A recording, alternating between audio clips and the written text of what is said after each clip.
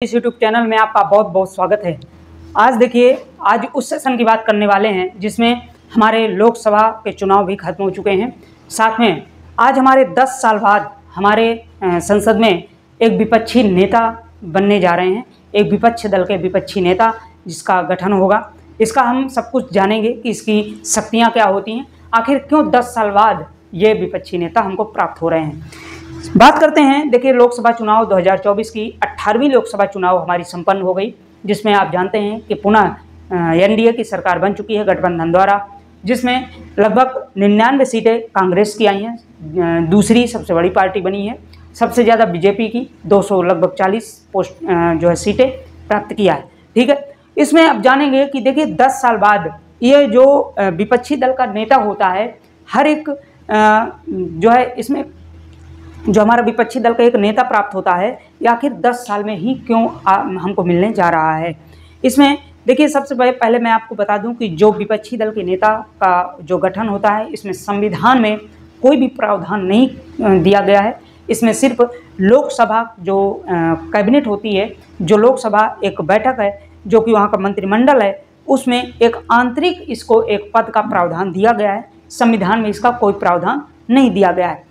आगे बात करते हैं कि इसमें 10 साल बाद क्यों दिया जा रहा है। तो देखो, मैं आपको बताऊं कि 2019 में जो लोकसभा 2024 में सबसे पहले जो लोकसभा इलेक्शन हुए, उसमें लगभग कांग्रेस को 44 सीटें प्राप्त हुई थी। ठीक है, 2019 की बात करें, 2019 में लगभग 52 लगभग सीटें प्राप्त हुई थी, 52।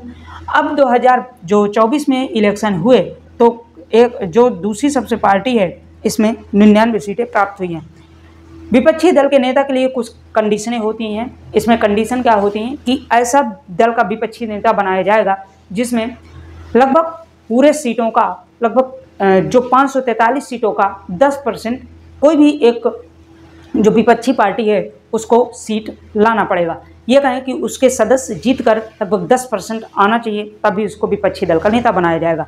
जिसको ये कंडीशन 2014 में पूरी नहीं हो रही थी। लगभग 543 पोस्टों में अगर 10% अगर हम निकालें तो लगभग 55 जो है सीटें होती हैं, 55 सीटें प्राप्त होना चाहिए, जिसमें 2014 में भी कोई पार्टी नहीं प्राप्त कर पाई और 2019 में भी कोई पार्टी 55 सीटें नहीं प्राप्त कर पाई थी।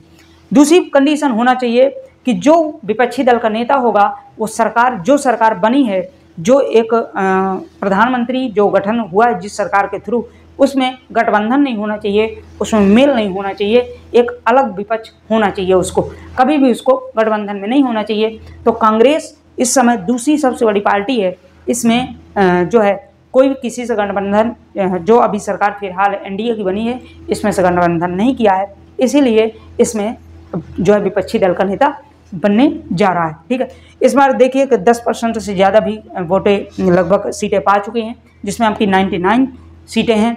ठीक है, पूरी सीटें लगभग 99 सीटें में। अब जो है इसमें विपक्षी दल के नेता का कार्य क्या होता है, कार्यभार क्या होता है। तो विपक्षी दल के नेता में सबसे पहले अधिकार की बात करें तो अधिकार इसको कैबिनेट मंत्री के बराबर इसको अधिकार दिया जाता है। सैलरी की बात करें तो लगभग 3,30,000 लगभग इसमें सैलरी दी जाती है। एग्जैक्ट नहीं है, आगे पीछे होता रहता है। ठीक है, महंगाई भत्ता वगैरह इसमें भी आगे पीछे होता रहता है। ठीक है, इसमें जो है सूचना के अधिकार जितने होते हैं सभी विपक्षी दल के पास होते हैं, विपक्षी दल का जो नेता होता है। अब इसमें देखिए कौन बैठता है। हालांकि अभी भी मल्लिकार्जुन जो हमारे राज्यसभा के विपक्षी, जो कि कांग्रेस के सबसे बड़े लीडर भी हैं, ये अभी भी राज्यसभा के विपक्षी दल के नेता बने हुए हैं।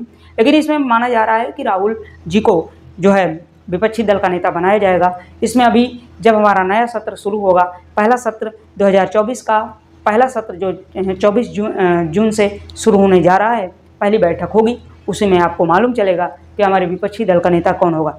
देखिए, विपक्षी दल का नेता मैं तो कहता हूं कि हर एक डिपार्टमेंट में होना चाहिए। इसमें क्या होता है कि हर एक उसमें निगरानी रखता है कि सरकार हमारी अच्छा कर रही है या बुरा कर रही है। हर एक उस काम पे निगरानी रखता है कि सरकार उसको बिल्कुल सुचारू रूप से चला रही है या नहीं चला रही है। हर एक दल में, हर एक डिपार्टमेंट में हर एक दल से विपक्षी दल का नेता होना चाहिए। मैं तो ये मानता हूँ रेल हादसे आज इतने हो रहे हैं, जैसे रेल मंत्रालय में वैष्णव जी हैं, अश्विनी वैष्णव जी, तो इनके विपक्ष में एक विपक्षी नेता होना चाहिए। ये वास्तव में क्यों नहीं सुचारू रूप से चला रहे हैं। ऐसे ही हर एक डिपार्टमेंट में, मैं तो कहता हूँ हर एक मंत्रिमंडल में एक विपक्षी दल का नेता होना चाहिए।